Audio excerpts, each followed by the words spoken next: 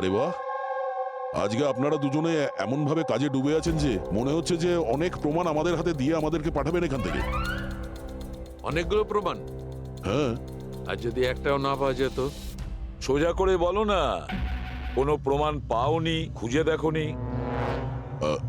Doctor সালুকে ওই গুলির ব্যাপারে কিছু জানতে পারেননি? আপাতত এইটুকু জানতে পেরেছি ভাই, ওপর থেকে কোনো ইউএফও গুলি চালিয়েছে। শালুকে তুমি না কোনোদিনই সোজাসুজি করে কথা বললে না। আরে এটা কি, এটা বোঝাও, আমাকে বোঝানোর জন্য এরকম করছো? হ্যাঁ, বলো।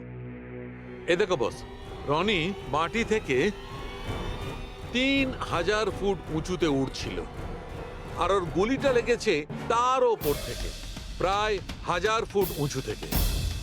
আর এই গুলিটা 60 ডিগ্রি অ্যাঙ্গেলে এসে গায়ে লেগেছে। আমার তো ভেবেই কেমন যেন মাথাটা ঘুরছে। আকাশের উপর থেকে কে গুলি চালাতে পারে ওর উপর? এটা কিভাবে সম্ভব? এখনো হয়নি, আরো বাকি আছে বস। এই গুলিটা প্রায় 3 কিলোমিটার দূর থেকে ছোড়া হয়েছে। ভারী অবাক কাণ্ড, তাই না দয়া? 3 কিলোমিটার দূর থেকে গুলি চালানো হয়েছে। 60 ডিগ্রি অ্যাঙ্গেলে রনির গলার ভেতর ঢুকে যায় আড়াআড়ি। তার মানে রাইফেলটা খুব পাওয়ারফুল ছিল মনে হয়। একদম ঠিক বস, রাইফেলটাও পাওয়ারফুল ছিল, আর গুলি যে চালিয়েছে তারও হাতটা পাকা।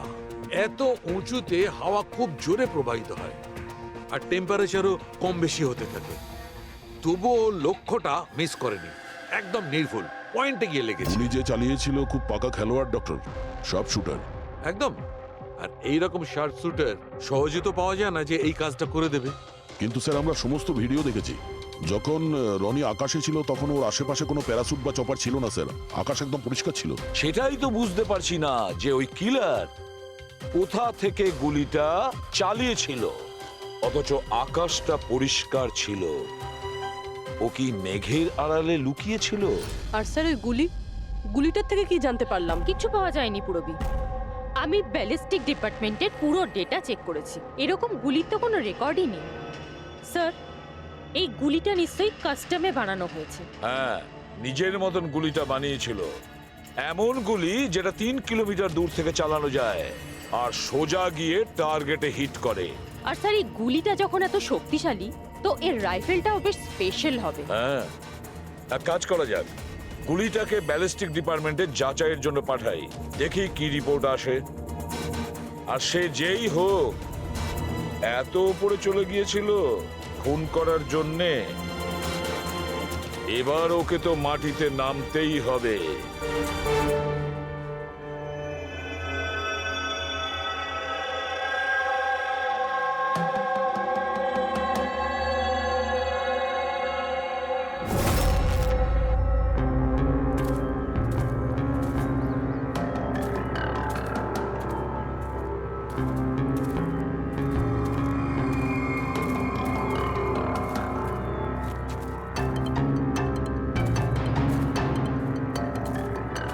ব্রাদার, উই ক্যান ডু ইট।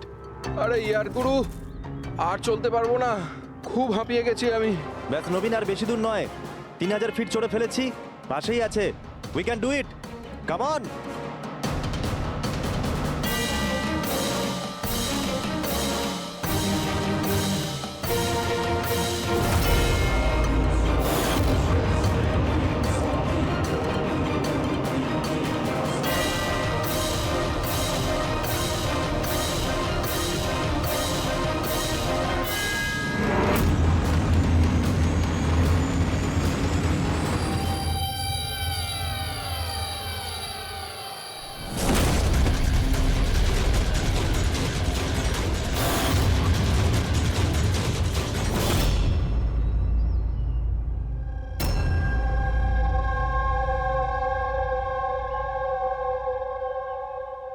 এমন মনে হচ্ছে যে রনির মার্ডারের ফটোকপি দেখছি। 3000 ফিট ওপরে ঠিক ওরকমই গুলি মেরেছে মাথার পেছনে। একেও একইভাবে গুলি চালিয়েছে। আচ্ছা, তোমরা যখন ট্রেকিং করছিলে, এই হিতেনের পিছনে কেউ কি ছিল? না স্যার, হিতেনই সবার পিছনে ছিল স্যার। স্যার, এই দেখুন ফুটেজ। স্যার, এটা ওই জায়গায় যেখানে এই সব কিছু হয়েছে। অদ্ভুত তো, পিছনে তো খোলা আকাশ রয়েছে, এমন কোনো জায়গা নেই যেখান থেকে গুলি করা যায়। তাহলে ওর গুলি লাগলো কি করে? দুটো কেসেই ধরা যাচ্ছে না যে গুলি কোথা থেকে চলেছে। স্যার একদম ঠিক বলছেন। আকাশ থেকে কোনো কাক বা পায়রা কি করে গুলি চালায়? এই গুলিটা চালালো কে? আর এই দুটো গুলি 24 ঘন্টার মধ্যেই চলেছে। আমার মনে হয় এই দুটো কেসের মধ্যে কোনো না কোনো কানেকশন আছে। আচ্ছা, এই ইথেন কি কাজ করতো? স্যার ও কলেজ স্টুডেন্ট ছিল স্যার, মুম্বাই গ্র্যাজুয়েশন করতে এসেছিল স্যার। ট্রেকিং এর অনেক শখ ছিল ওর। অভিজিৎ, বুঝতে পারছি না যে কেউ একজন কলেজ স্টুডেন্টকে মারার জন্য এত প্ল্যান করবে কেন। সেটাই তো, প্রথমে রনি আর এখনই হিতেন। তবে আকাশ থেকে তৃতীয় গুলিতে অন্য কেউ মারা যাওয়ার আগে এই খুনিকে ধরতেই হবে খুব তাড়াতাড়ি। গত 24 ঘন্টায় দুটো খুন হয়েছে, দুটোই যুবক, আর দুজনকে মারার পদ্ধতিও অদ্ভুত। অদৃশ্য খুনি। স্যার দুজনেরই মৃত্যু হয়েছে অ্যাডভেঞ্চার স্পোর্টস করতে গিয়ে। মাটি থেকে 1000 ফুট ওপরে মেরেছে স্যার। কিন্তু স্যার ভাবার বিষয় এটাই যে খুনি এই অ্যাডভেঞ্চার স্পোর্টের সময়টাই কেন বাঁচলো এদেরকে মারার জন্য? ও তো ওদের যে কোনো সময় মারতে পারতো। এত লম্বা প্ল্যান দুটো বাচ্চাকে মারার জন্য? শুধু প্ল্যানিংটাই বড় ছিল না দা, গানটাও বড় ছিল। এই যে এইরকম। এটা কি রাইফেল স্যার? এটা হলো PX-65 রাশিয়ান গান। এটা লং রেঞ্জ। এইরকম বন্দুক দিয়ে মারা হয়েছে। ডক্টর সালুকে, এই বন্দুকটা দিয়ে 3 কিলোমিটার দূরে টার্গেটে কি হিট করা যায়? হ্যাঁ ফ্রেডি, শুটিং রেঞ্জ আমি এটা ট্রাই করে দেখেছি। এর রেঞ্জ 3 কিলোমিটারের বেশি আছে। এরকম বন্দুক তো হয় মিলিটারিদের কাছে থাকবে, আর না হলে উগ্রপন্থীদের কাছে। ঠিক বলেছো বস। আর সেই জন্য আমার মনে হয় এটা শুধুমাত্র মার্ডারের ব্যাপার নয়, বড় ধরনের অপরাধ হতে চলেছে, লার্জ স্কেলে। স্যার, একটা কাজ করো, দিল্লিতে যাও আর ইন্টেলিজেন্স ব্যুরো থেকে খোঁজ নাও যে এরকম বন্দুক কাদের হাতে থাকতে পারে আর সেটা কিভাবে।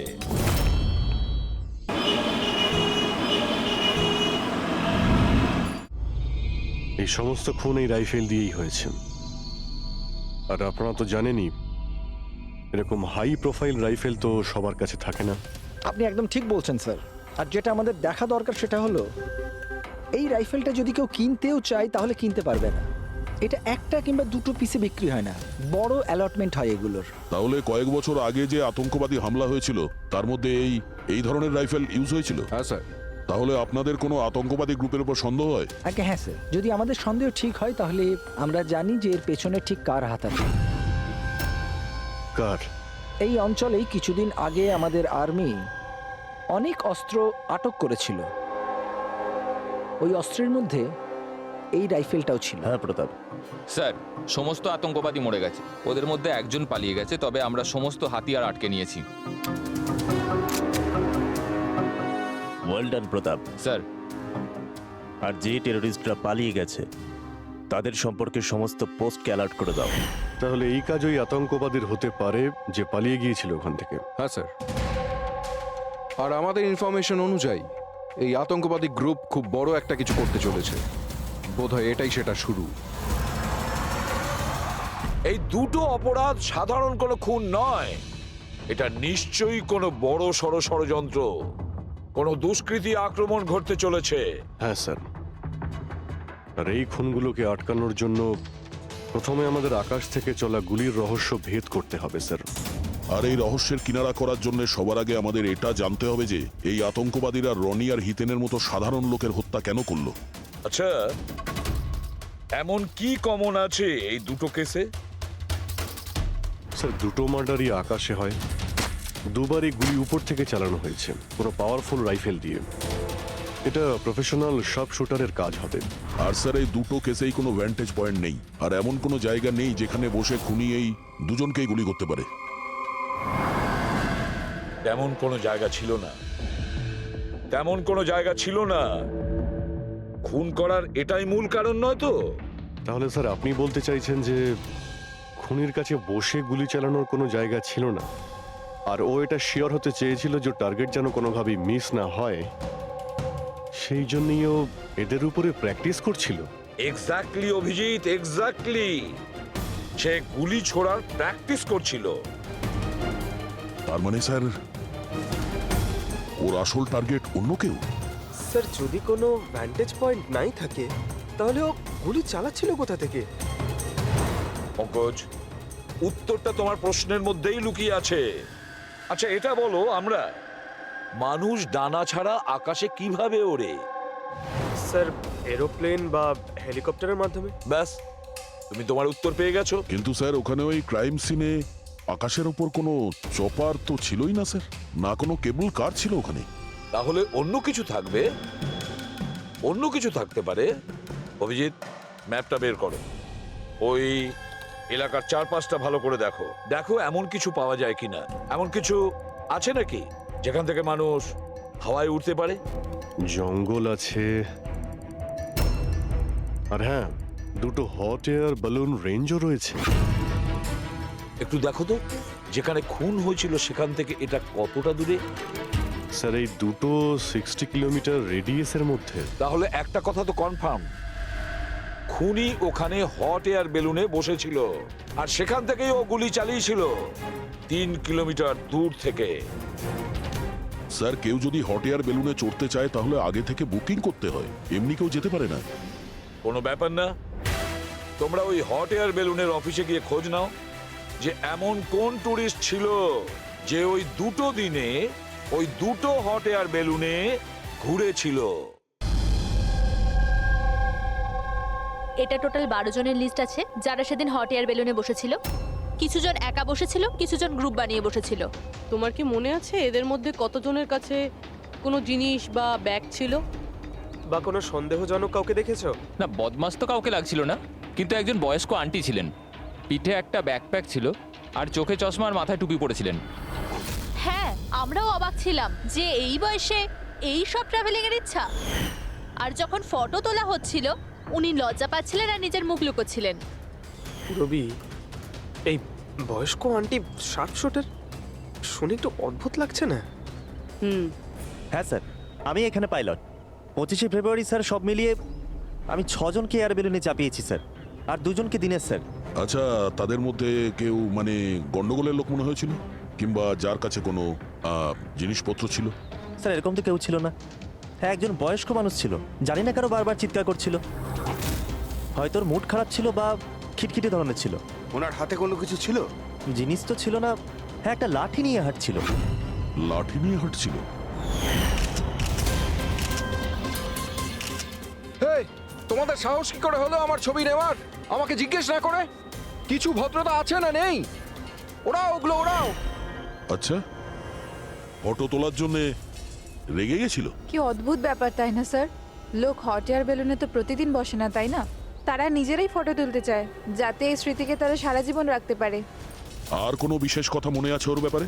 স্যার জানি না বলাটা ঠিক হবে কিনা। না না, বলো, যেটা মনে আছে খুলে বলো। ওনাকে হাঁটতে দেখে মনে হচ্ছিল না যে ওনার লাঠির প্রয়োজন আছে, কিন্তু তাও উনি লাঠি নিয়েই চলছিলেন। আচ্ছা,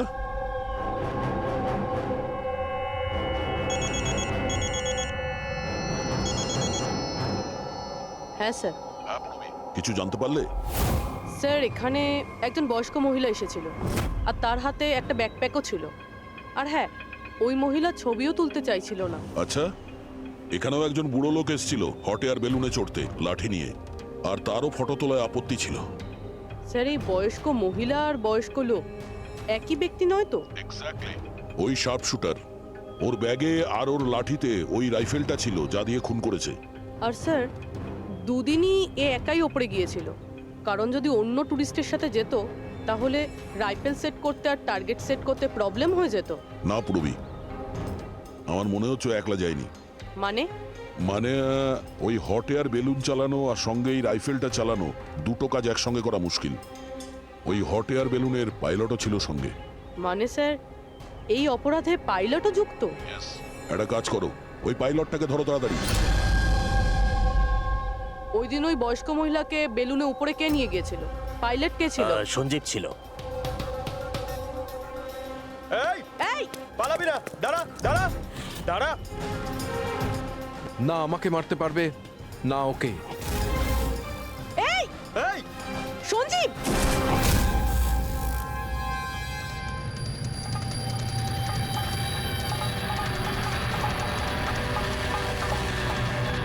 আরে তো প্রাণ দেওয়ার জন্য একদম তৈরি ছিল। এটা কোনো ছোটখাটো মার্ডার নয় পঙ্কজ, অনেক বড় মিশন। যদি তাড়াতাড়ি আটকানো না যায় তাহলে বড় সড় বিপদ হবে। আচ্ছা গীতা, 24শে ফেব্রুয়ারি যে লোকটা গ্রুপে যেতে চাইছিল না, একলা যেতে চাইছিল, ওর পাইলট কে ছিল? কে নিয়ে গেছিল? সোলো ট্রাভেলারকে তো দিনেশ নিয়ে গিয়েছিল। অদ্ভুত ব্যাপার দিনেশ, এতক্ষণ ধরে চুপ করে আছো, কিছু বলছো না কেন? তোমরা আমাকে ধরতেই পারবে না।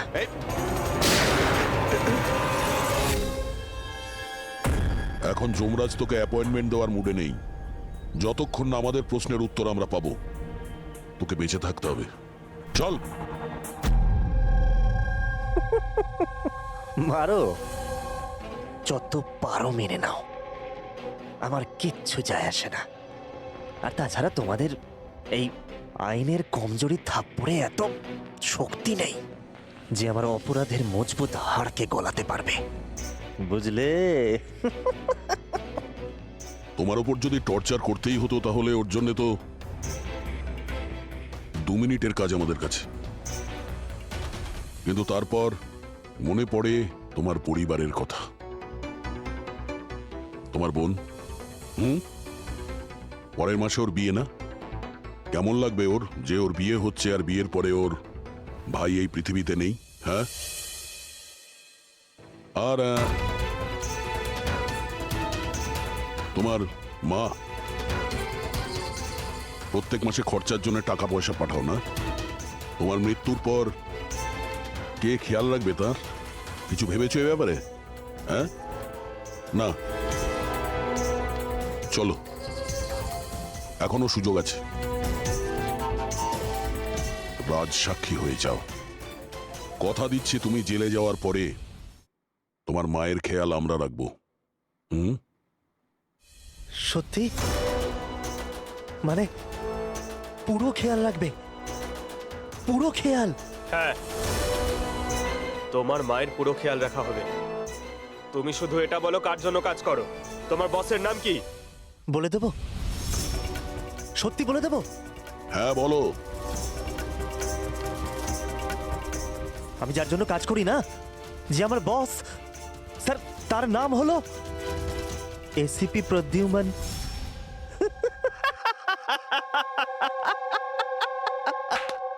এসিপি প্রদ্যুম্ন, যাও ধরে নাও আর গ্রেফতার করে নাও তাকে। বলেছিলাম না আমি কিচ্ছু বলবো না, যা করার আছে করে নাও।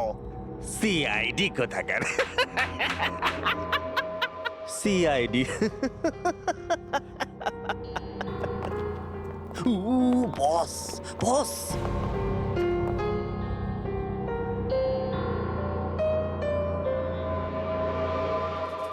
কোনো ব্যাপার না, কিচ্ছু বলতে হবে না। এখন না তোমাকে কিছু জিজ্ঞাসা করব, কিছু বলার জন্য তোমাকে আমরা জোর জবরদস্তিও করব না, কিচ্ছু করব না। শুধু একটাই কাজ করব,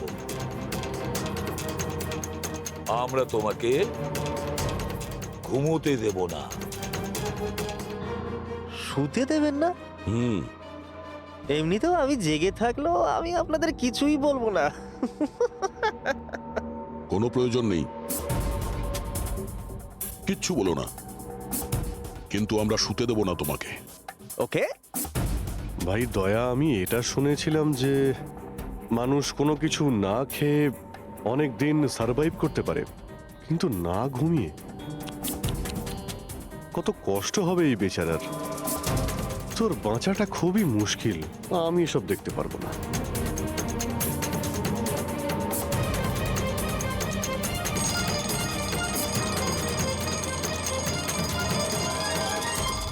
সময় কাটানোর জন্য খুব ভালো হবে, তাই না?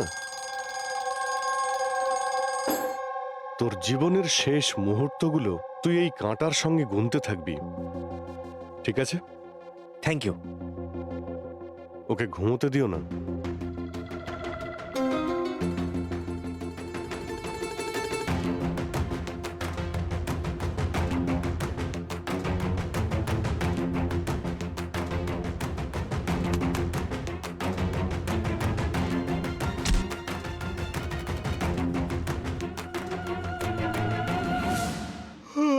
ফ্রেডি স্যার, আরে কোথায় আছেন আপনি?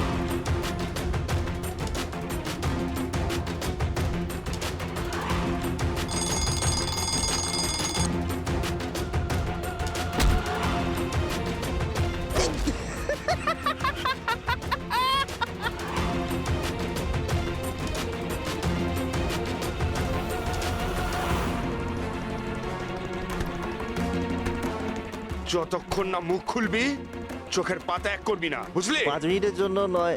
চল। না, 1 মিনিট 1 মিনিট তো শুতে দাও। 1 সেকেন্ড, শোবো না একদম, শোবো না একদম। এই, শোবো না আমি।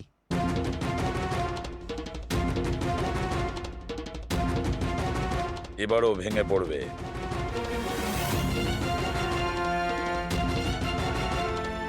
সবকিছু বলতে বাধ্য হবে।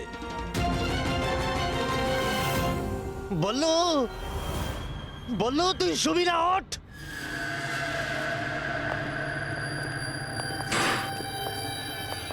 এই ঘুমোতে চাস? আরে ওকে একটু ঘুমোতে দাও। কি প্রবলেম তোমাদের? ঠিক আছে, তোমাকে ঘুমোতে দেবো আমরা। আগে বলো যে তোমাদের গ্রুপের প্ল্যানটা কি? এই, বলছি, আমার নাম দীনেশ নয়,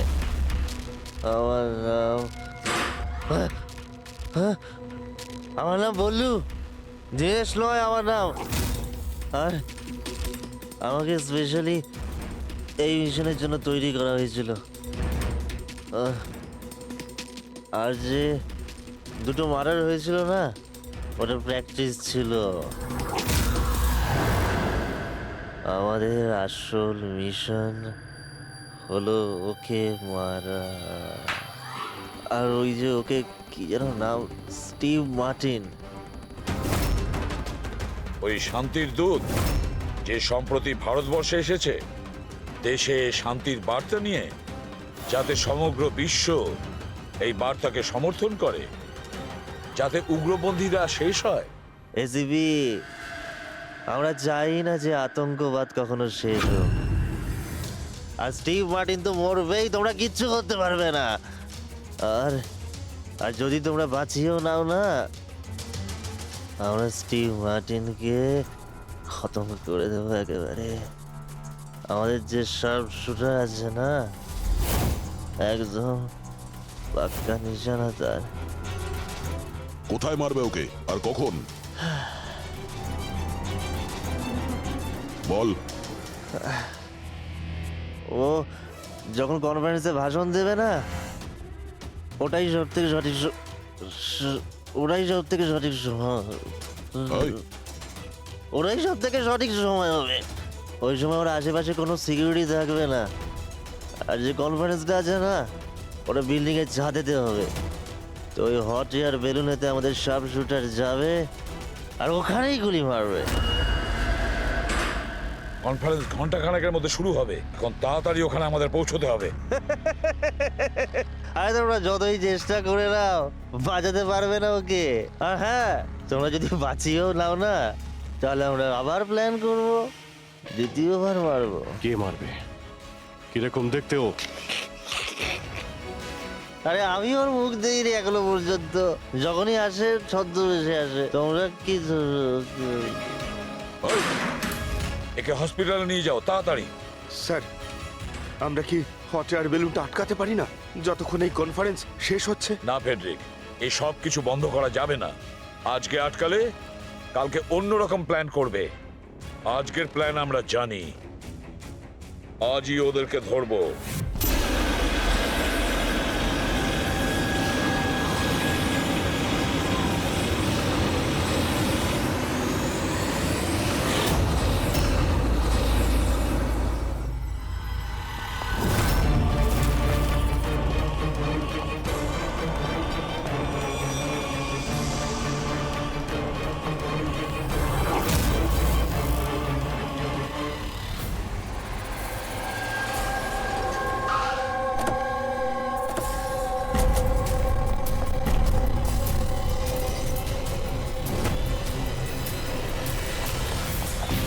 সিআইডি। মিস্টার স্টিভ মার্টিন কোথায়? ওপরে কনফারেন্স রুমে। ওর কাছে নিয়ে চলুন, আসুন। তাড়াতাড়ি। তাড়াতাড়ি।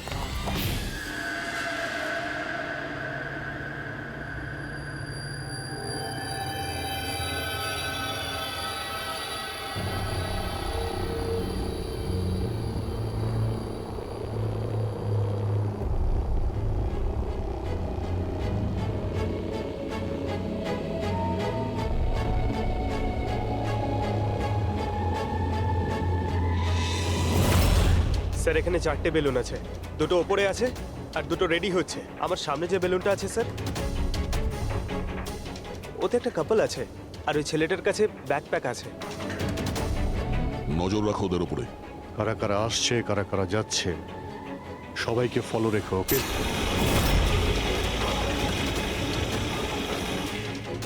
স্যার ওদের বেলুন টেক অফ করেছে। হ্যাঁ,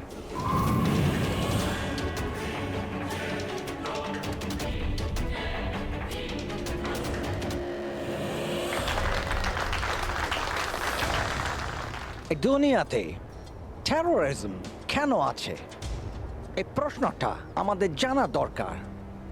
আর এই টেরোরিজম তখনই বন্ধ হবে যখন সব দেশ একসাথে ভাই ভাই হয়ে থাকবে। টেরোরিজমকে আমাদেরকে গোড়া থেকে উপরে ফেলতে হবে।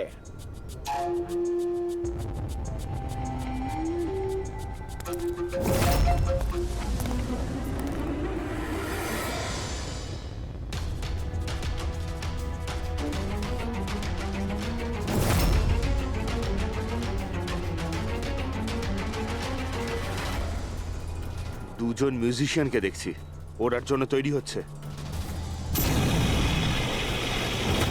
ওদের হাতে গিটারের ব্যাগ আছে। এবার এটা বলা খুবই মুশকিল যে ভেতরে গিটার আছে নাকি গান।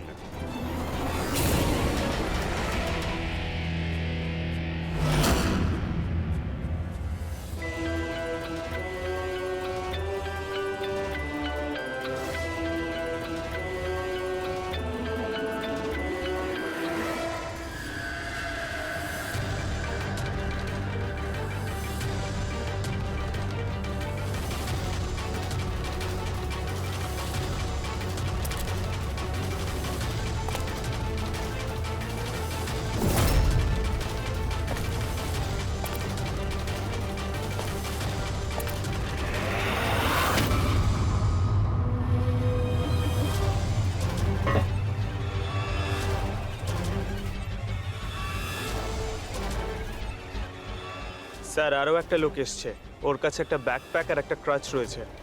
অপেক্ষা করা যাক।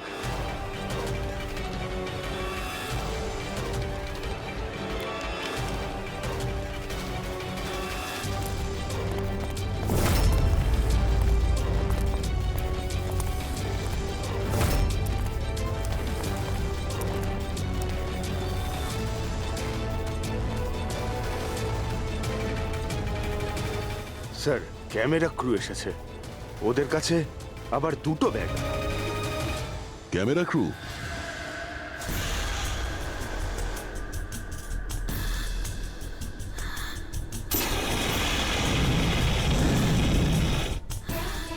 ওদের দিক থেকে নজর সরিও না, নজর রাখো ওদের উপরে।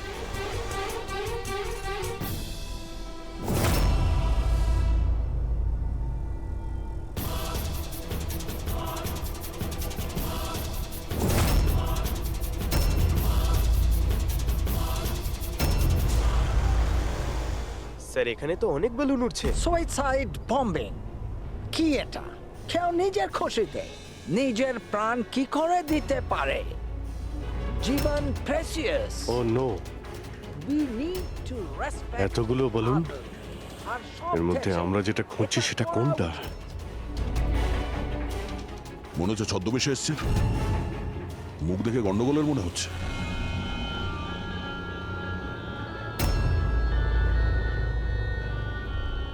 দয়া, ওই দুটোর উপর নজর রাখো। আমরা যেন সব সময় একটা কথা মনে রাখি, ওয়ার্ল্ড ওয়ার 1 আর ওয়ার্ল্ড ওয়ার 2। এটা তো গিটার। হচ্ছে কি এখানে? উপরে গিয়ে এরা মিউজিক বাজাবে নাকি? বাকি সমস্ত বেলুন তো চলে গেছে, একটাই আছে। মানে স্যার খুনি এই বেলুনের মধ্যেই রয়েছে? Wait and watch. মানে স্যার, খুনি এই বেলুনের মধ্যেই রয়েছে? এরা তো নিজেদের জায়গা থেকে নড়ছে না।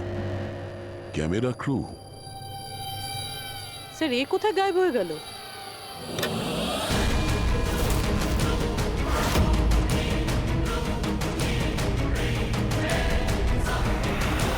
স্যার, এর কাছে তো রাইফেল রয়েছে, যেমনটা সালুমকে স্যার বলেছিল। অভিজিৎ,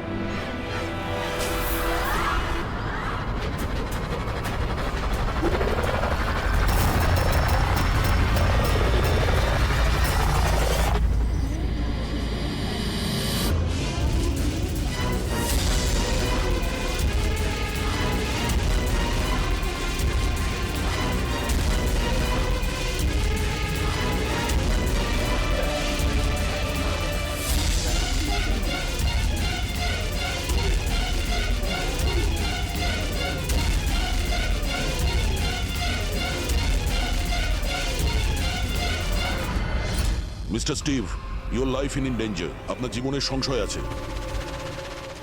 তাহলে কি করবে? We have a plan. Thank you সিয়াজি। যদি আজকে আপনারা ঠিক সময় না আসতেন, আমি বেঁচে থাকতাম না। দেখুন, বিপদ কিন্তু এখনো কাটেনি, ঠিক আছে? এখনো খুনিকে ধরতে পারেনি, সেই জন্য be safe, be careful. Okay. Freddy, Pankaj, ওই বেলুনে নজর রাখো, চোখের বাইরে যেন না যায়। হ্যাঁ স্যার, আমরা বেলুনটাকে ট্র্যাক করছি।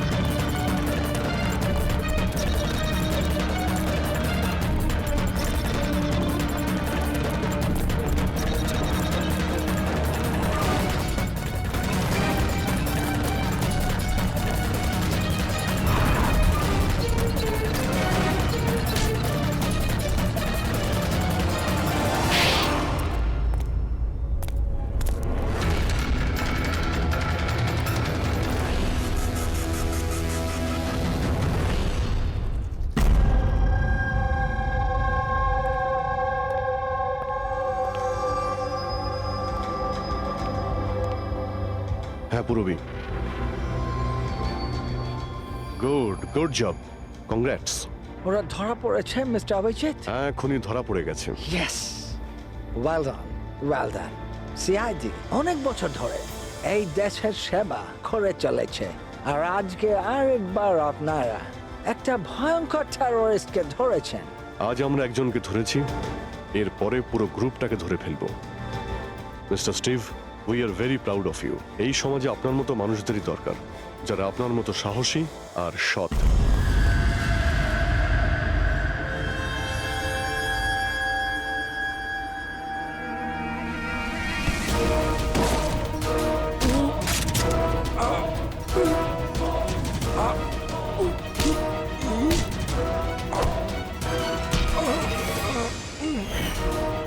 তাহলে তুমি ছদ্মবেশে রনি আর হিতেনকে মেরেছো। তোমার মতো একজন সব সুপার জেলের ভাত খেয়েও ফাঁসির অর্ডার আসার আগে পর্যন্ত। তোমার কি মনে হচ্ছে তোমরা আমাকে ধরে নিয়েছো তো স্টিভ প্রাণে বেঁচে যাবে? কখনো নয়। আমাদের ক্ষমতা এত বেশি যে তোমাদের আইন এটা খুঁজতে খুঁজতে হাঁপিয়ে যাবে, কিন্তু আমরা শেষ হব না। শেষ হবে তোমাদের এই দেশ। শোন ছাড় পোকা, আমাদের দেশের উপর অনেকে খারাপ নজর দিয়েছে, আবার চলেও গেছে। জানিস আমাদের দেশ কত বছর স্বাধীন হয়েছে? ৭৪ বছর। আর এই ৭৪ বছরে আমাদের দেশের জওয়ানরা জানি না কত আতঙ্কবাদীকে মেরেছে। আজ তোর পালা, কাল তোর সঙ্গীদের পালা। আমাদের দেশ থাকবে, খুব ভালোভাবেই থাকবে। আর এই দেশ থেকে যদি কোনো জিনিস চলে যায় সেটা হলো আতঙ্কবাদ, বুঝেছিস?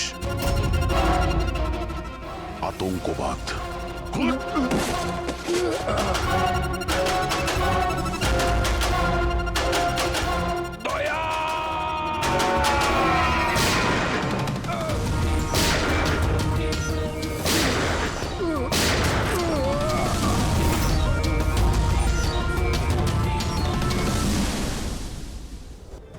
আতঙ্কবাদী পিঠেই গুলি মারবি, আমরা এখানে গুলি খাই, এখানে।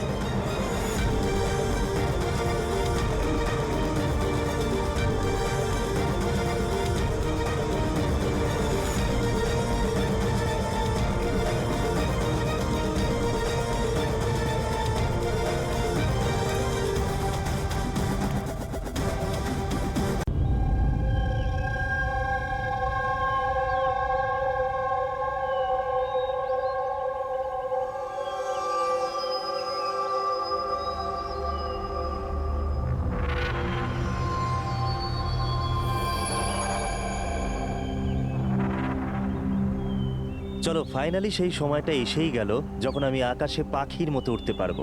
ইয়েস, আর তোমার ওরা আমি আমার ক্যামেরায় ক্যাপচার করব।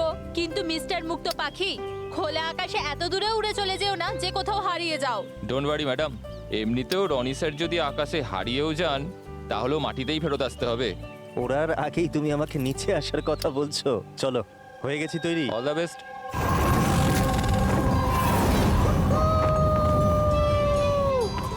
Yes, this is so much fun! Oh my god! Woohoo! Yes, come on, keep going, keep going. Arya, I love you! Ronnie, I love you too. Wow, মনে হচ্ছে না ভালোই এক্সপিরিয়েন্স আছে। অফ কোর্স, আমেরিকাতে ও অনেক adventure sports try করেছে, bungee jumping, paragliding, আরো অনেক। ইন্ডিয়াতে কোনো কিছু ট্রাই করেনি, আর যখন ইন্ডিয়াতে এসেছে এই সারাদিনের জন্য, তো কেন কিছু ট্রাই করবে না?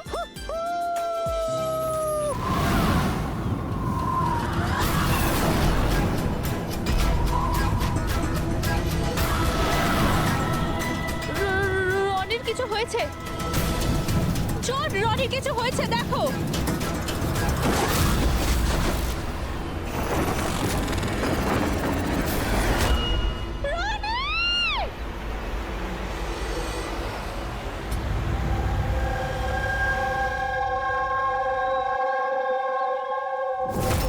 আমি আর রনি এখানে ছুটি কাটাতে এসেছিলাম।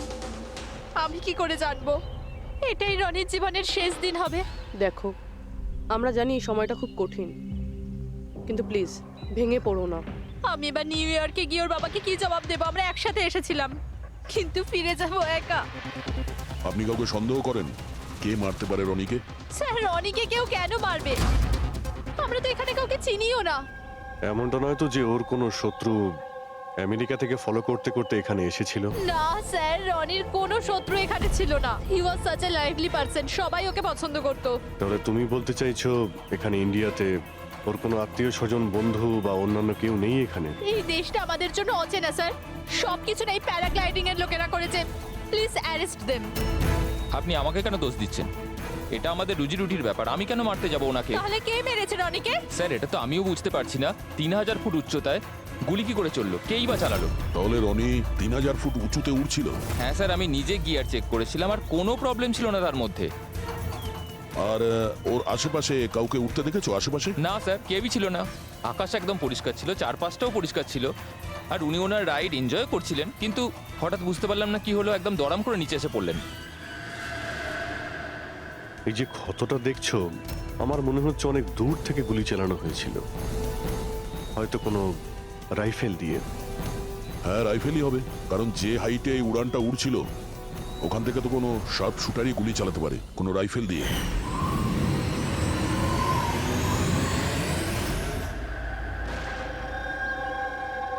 এখানে আশেপাশে কাউকে বন্দুক বা রাইফেল নিয়ে দেখেছিলে কাউকে? এখানে বন্দুক আনা অ্যালাউ নয় স্যার। আপনি আসল বন্দুকের কথা বলছেন স্যার? পুজোর ক্যাপ বন্দুক ফাটানোরও অনুমতি নেই। আপনারা কাউকে দেখেছেন এখানে? না ম্যাম। না তো। না না ম্যাম। আচ্ছা আলিয়া, আপনি যখন এখানে এলেন রনির সাথে, আপনার কাউকে সন্দেহ হয়েছিল? মানে কেউ আপনাদের ফলো করছে, এমন কোনো লোক যে গন্ডগোলের মনে হচ্ছে? না স্যার, এরকম তো কেউ ছিল না। তাহলে কি গুলি আকাশ থেকে চলেছিল নাকি? স্যার আমি তো বললাম, রনি স্যারের আশপাশে তো কেউই উড়ছিল না, তাহলে আকাশ থেকে গুলি চালালো কে? হ্যাঁ স্যার, আকাশে কেউ ছিল না। আপনি চাইলে এই ফুটেজগুলো চেক করতে পারেন। এখানে কেউ নেই ওর সাথে।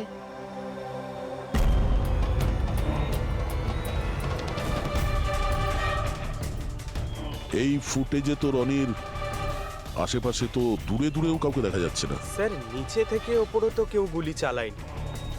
ইনি বলছেন যে যখন ওপরে উঠছিল কেউ ওর আশেপাশে ছিল না, ওপর থেকেও কেউ গুলি করতে পারবে না।